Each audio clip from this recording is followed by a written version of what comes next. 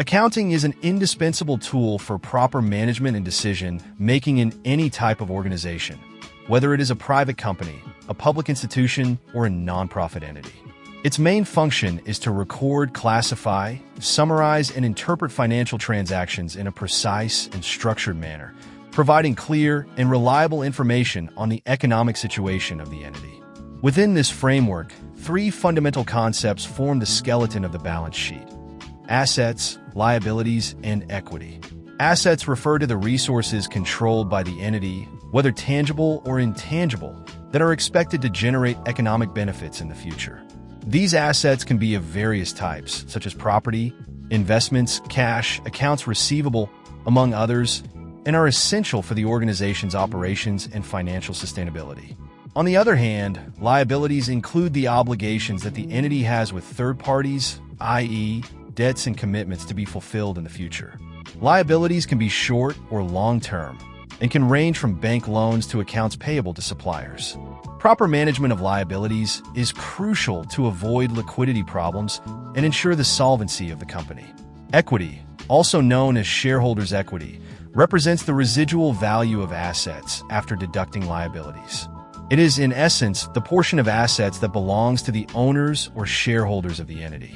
Equity reflects a company's ability to generate value for its shareholders, and its sustained growth is indicative of successful financial management.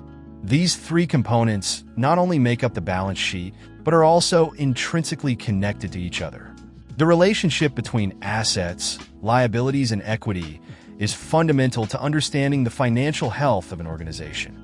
Analysis of these accounts allows managers, investors, and other stakeholders to assess the entity's ability to meet its obligations, generate future revenue, and ultimately increase its value in the marketplace. In this video, the concept of assets, liabilities, and equity will be explored in depth, breaking down their characteristics, their classification, and their relevance within financial statements.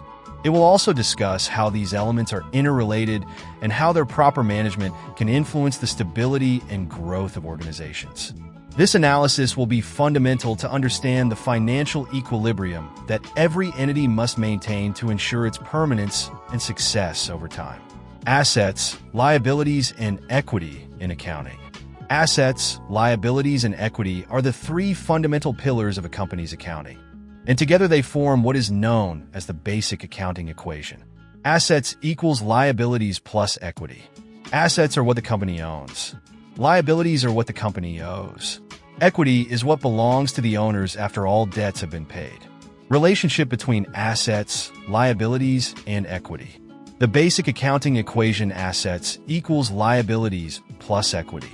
It tells us that a company's assets are financed in two ways: either through the debts it incurs, which would be liabilities, or through the money contributed by the owners, which would be equity. This means that assets must equal the sum of liabilities and equity, since the company uses these funds to acquire its resources. For example, if a company has assets of $100,000 and of that amount it owes $60,000 in liabilities, the equity will be $40,000, which is the difference between assets and debts. This equation is also useful to understand the financial health of a company. If the equity is negative, meaning that liabilities exceed assets, the company may be in serious financial trouble. When are assets, liabilities, and equity used in accounting? In accounting, the concepts of assets, liabilities, and equity are used continuously to reflect the financial position of a company or entity at various times and for various accounting purposes and processes. 1. In the creation of financial statements. Balance sheet, statement of financial position. The balance sheet or statement of financial position is the key financial statement where assets, liabilities, and equity are presented, allowing the users of the information, owners, investors, creditors, etc., to understand the financial situation of the company at a specific time. Assets. This is shown in the first part of the balance sheet and reflects everything the company owns, both short-term, current assets, and long-term, non-current assets. Liabilities. This is presented just after assets and shows the obligations or debts that the company has with third parties, classified into current liabilities, debts payable in less than 1 year, and non-current liabilities, long-term debts. Equity. The difference between assets and liabilities. It reflects the owner's investment and retained earnings in the company. The balance sheet always follows the equation. Assets equals liabilities plus equity. Every time a balance sheet is prepared, this equation must be fulfilled so that the accounts are balanced. 2. In business decision-making, investment and financing decisions. When a company evaluates a new investment or project, the concepts of assets, liabilities, and equity are fundamental to analyze its capacity to assume risks, obtain financing, and generate value. Assets. The company may consider purchasing new assets, equipment, land, inventory, etc., or upgrading existing assets. In doing so, it needs to analyze whether it has sufficient liquid assets, cash equivalents, or whether it will need external financing. Liabilities. The company may decide to incur debt, new liabilities, to finance an expansion or purchase new assets. The level of indebtedness will directly affect its financial structure, and it must consider whether the future income generated by these assets will be able to cover the cost of the debt. Equity. If the company does not want to take on debt, it can resort to new contributions from the owners or partners, increase equity, to finance its projects. In this way, the owners invest more capital in the company. 3. In the recording of daily transactions. In day-to-day accounting, financial transactions continuously affect assets, liabilities, or equity, and are recorded in the accounting books. Assets. If the company purchases an asset, for example, machinery, assets increase, but cash decreases or liabilities increase if purchased on credit. Or if the company receives a payment from a customer, it will increase its cash assets and decrease accounts receivable. Liabilities. If the company incurs debt, such as a bank loan, liabilities increase. As it repays the loan, liabilities decrease, and so does cash. Equity. Every time the owners invest more money in the company, or when the company generates profits, equity increases. On the other hand, when the company distributes dividends or loses money, equity decreases. For example, when the company makes a sale, part of the income generated increases assets, cash, or accounts receivable, while profits increase equity, while the cost of goods sold reduces equity. 4. In the evaluation of the company's financial health. The concepts of assets, liabilities, and equity are used to calculate important financial indicators that help evaluate the company's solvency, liquidity, and profitability. Liquidity. This is the company's ability to pay its short-term debts. Current assets are analyzed in relation to current liabilities to see if the company has sufficient cash or liquid resources. Solvency. The company's capacity to meet its long-term debts. The ratio between total liabilities and equity is evaluated, since an excess of liabilities may jeopardize the company's viability. Profitability. It relates the equity to the profits generated, allowing the owners to know if their investment is being profitable. 5. In the consolidation of financial statements. When a company owns subsidiaries or affiliates, the concepts of assets, liabilities, and equity are crucial for the consolidation of financial statements. The parent company must add the assets and liabilities of all its subsidiaries, eliminating internal transactions between them, and reflect the equity of the majority and minority shareholders. 6. At the close of the accounting period. At the end of each accounting period, usually 1 year, the company must close its accounts, adjust the balance sheets, and calculate its financial position. This is where a thorough evaluation of assets, liabilities, and equity is made to see how the company's financial situation has changed since the beginning of the period. 7. In financial audits. During an audit, assets, liabilities, and equity are reviewed to verify the accuracy of the accounting information. Assets are reviewed to see if they are correctly valued, liabilities are properly recorded, and equity adequately reflects the owner's investment and retained earnings. 3. Assets. It consists of all assets and rights which the entity controls the benefits they produce. It is any resource that a company controls and expects to generate future economic benefits. It is divided into current assets and non-current assets. Current assets. Assets that are expected to be converted into cash, sold or consumed during a company's normal operating cycle, generally 1 year. An entity will classify an asset as current when It expects to realize the asset, or intends to sell or consume it in its normal operating cycle. It holds the asset primarily for the purpose of trading. It expects to realize the asset within 12 months after the reporting period. Or, the asset is cash or a cash equivalent unless the asset is restricted and cannot be exchanged or used to settle a liability for at least 12 months after the reporting period. Types of current assets. Cash and cash equivalents. These are the most liquid assets, such as cash on hand, in banks or short-term deposits, which can be quickly converted into cash without losing value. Financial investments. These are assets that the company acquires to obtain returns, such as stocks or bonds. If they are short-term, less than 1 year, they are included as current assets. Trade accounts receivable.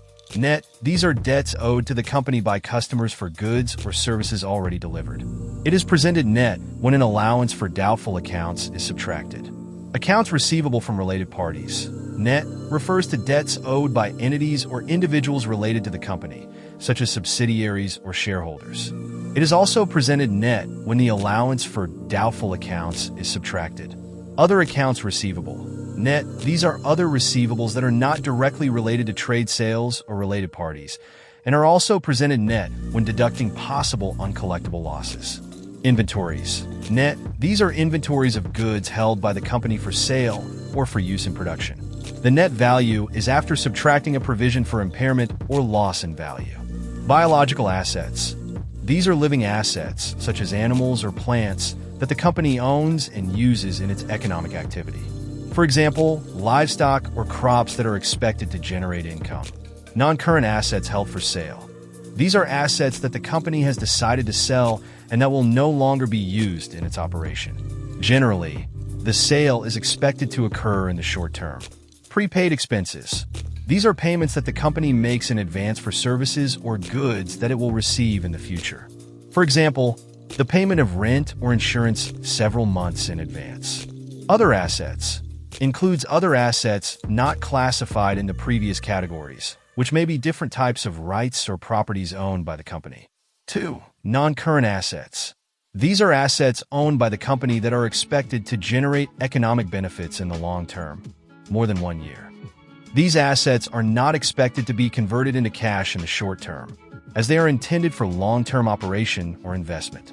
Common examples include property, plant, equipment, long-term investments, and intangible assets. Types of non-current assets. Financial investments. These are long-term investments made by the company, generally in stocks, bonds, or financial instruments that are not expected to be converted into cash within 1 year. These investments are usually made to obtain future returns, such as dividends or interest. Trade accounts receivable.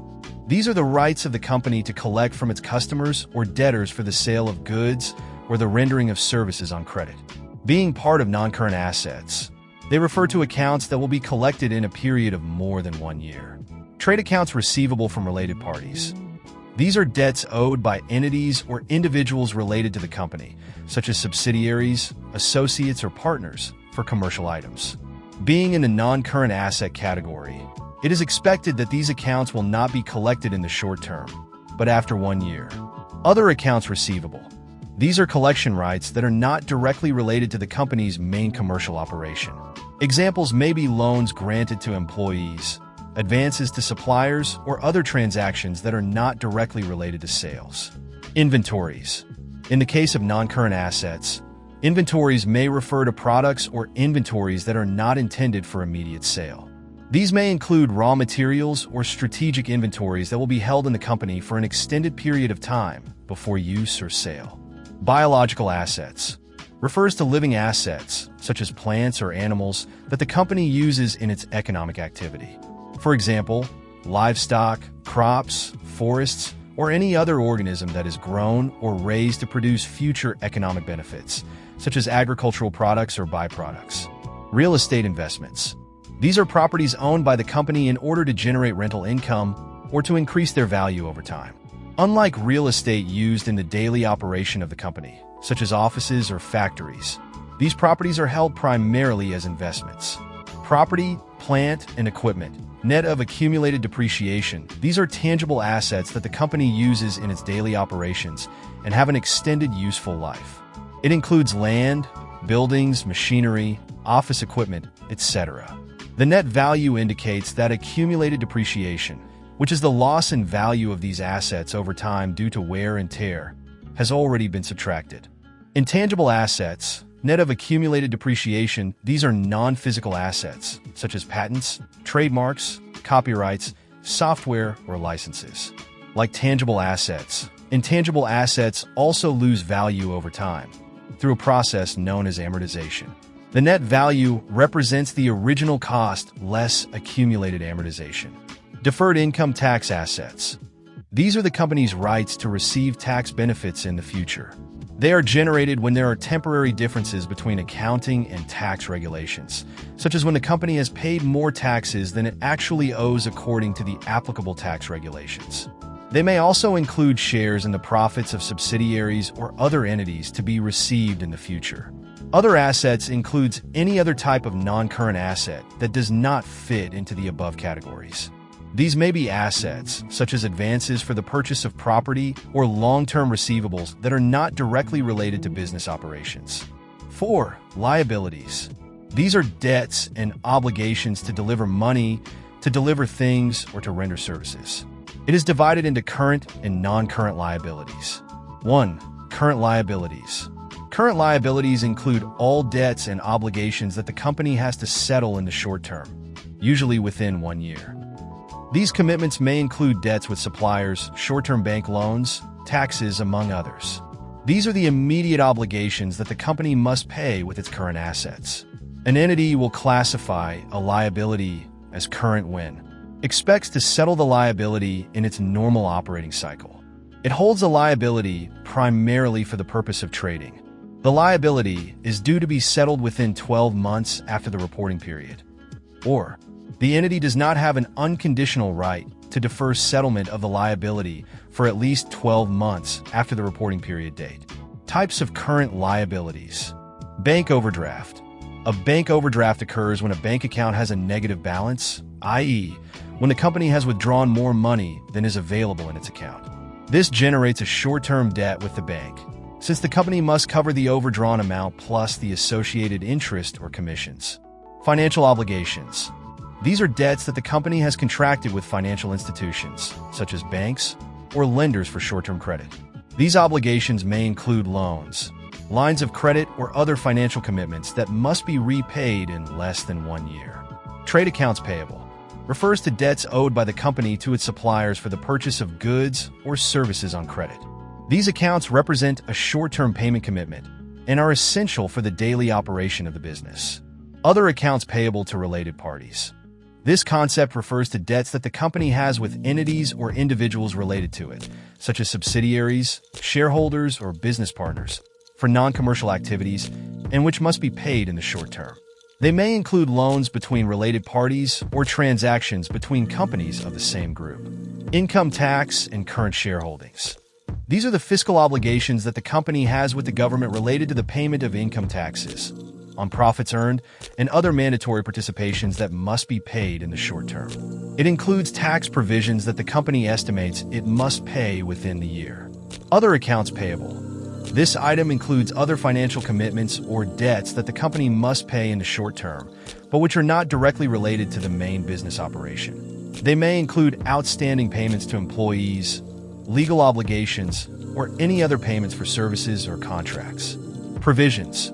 Provisions are accounts that represent future commitments that the company knows it will have, but the exact amount or date of payment is not yet fully defined. For example, provisions may include expenses for legal claims, indemnities, or repairs. In the case of current provisions, there are those commitments that are expected to materialize within 1 year. Liabilities held for sale. These liabilities are linked to assets that the company has classified as held for sale, i.e. assets that are expected to be sold in the near future. Liabilities related to these assets, such as loans or associated debts, are also considered as liabilities held for sale and are generally expected to be settled in conjunction with the sale of the related assets. 2. Non-current liabilities. Non-current liabilities refer to debts and obligations that the company must settle within a period of more than 1 year. These liabilities are usually associated with long-term loans, financial obligations, or long-term contracts. Unlike current liabilities, they are not immediate commitments, and their settlement occurs over an extended period of time. Types of non-current liabilities. Financial obligations. These are debts owed by the company to financial entities, banks, lenders, that must be paid within a term greater than 1 year. These obligations may include long-term loans, bonds issued by the company, or financing through financial leases. Their purpose is usually to finance large investments or business expansion. Trade accounts payable. These are debts owed by the company to its suppliers for the purchase of goods or services on credit, but which mature in more than 1 year. These are long-term obligations that the company has acquired for its commercial operations and that do not need to be paid in the short term. Other accounts payable to related parties. This item includes debts that the company has with entities or individuals related to it, such as shareholders, subsidiaries, or partners, for activities that are not directly related to its daily business operations. Since these are non-current liabilities, they are debts that should not be settled in the short term. Provisions. Provisions in non-current liabilities represent future obligations that the company knows it will have, but whose exact amount or payment date is not yet fully defined, and which are expected to be settled in a period of more than 1 year. Examples include future obligations for litigation, employee severance payments, or asset decommissioning costs. Deferred revenue. Net deferred revenue is amounts that the company has received in advance for goods or services that it has not yet delivered or rendered. In the case of non-current liabilities, this revenue is recognized when the company knows that the obligation to deliver the goods or services will extend over a period of more than 1 year.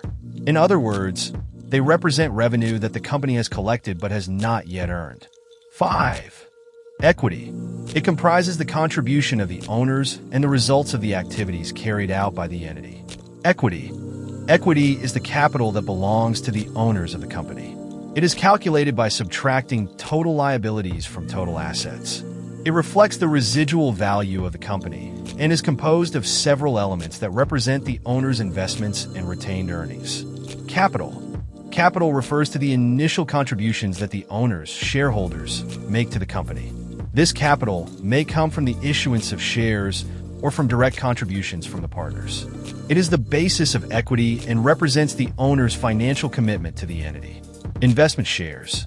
Investment shares are a form of capital that has been obtained through the issuance of shares in the company. This type of stock represents an ownership interest in the company and gives shareholders rights to the company's assets and earnings. Additional capital. Additional capital is money that the owners have contributed to the company over and above the original capital stock. This capital may include contributions from partners, premiums paid on shares issued, and other contributions that are not contemplated in the initial capital. It is used to finance the growth and operations of the company. Unrealized results. These are revenues or gains that the company has recorded, but which have not yet been realized in cash. For example, they may include unrealized gains on investments that have increased in value but have not been sold. These gains are reflected in equity until realized. Legal reserves. Legal reserves are a portion of the company's profits that must be appropriated to a reserve and cannot be distributed as dividends to shareholders. Their purpose is to strengthen the company's net worth and protect creditors. The regulations vary from country to country as to the amount and the length of time it must be maintained. Other reserves. This term refers to any additional reserves that the company decides to establish, which are not legally required. They may include reserves for future expansion, contingencies, or any other specific purpose that the company deems necessary for its management. Retained earnings. Retained earnings represent the profits or losses that the company has generated since inception that have not been distributed as dividends. This balance reflects the company's capacity to generate profits over time and is an important component of shareholders' equity. Profit for the year. This concept refers to the profit or loss that the company has obtained in a specific accounting period, generally 1 year. This result directly affects equity, since profits increase equity and losses decrease it. Conclusions. In the world of accounting, the concepts of assets, liabilities, and equity are fundamental to understanding the financial position of any entity. Each of these terms represents a crucial part of the financial puzzle that forms the basis of accounting. Assets refer to all the goods and resources that a company owns, which are essential to carry out its operations and generate income. These assets can be classified into current assets, which are those that are expected to be converted into cash in the short term, and non-current assets, which are more permanent investments, such as property, machinery, and equipment. This classification allows managers and analysts to assess the company's liquidity and its ability to meet its short-term obligations. On the other hand, liabilities represent all the debts and obligations that the company has with third parties. Like assets, liabilities are divided into current and non-current liabilities. Current liabilities are those that must be paid in the short term, such as accounts payable and short-term loans, while non-current liabilities are long-term obligations, such as bank loans that will be paid over several years. Understanding the nature and duration of these debts is vital to the company's cash flow management. Equity, on the other hand, is the residual value remaining after subtracting liabilities from assets. It represents the owner's investment in the company and the retained earnings that have accumulated over time. This concept is not only important to shareholders, but also to any potential investor seeking to assess the profitability and financial health of the company. A growing net worth indicates that the company is generating profits and reinvesting them in its growth, which is a positive sign for investors. The relationship between these three elements is expressed in the fundamental accounting equation: assets equals liabilities plus equity. This equation is the cornerstone of accounting and highlights the interdependence between what the company owns, what it owes, and what actually belongs to its owners. A proper balance between assets and liabilities is crucial to maintain the financial stability and solvency of the company. In addition, the analysis of assets, liabilities, and equity provides valuable information for decision-making. Managers use this information to determine the best way to finance operations, invest in new projects, and distribute profits to shareholders.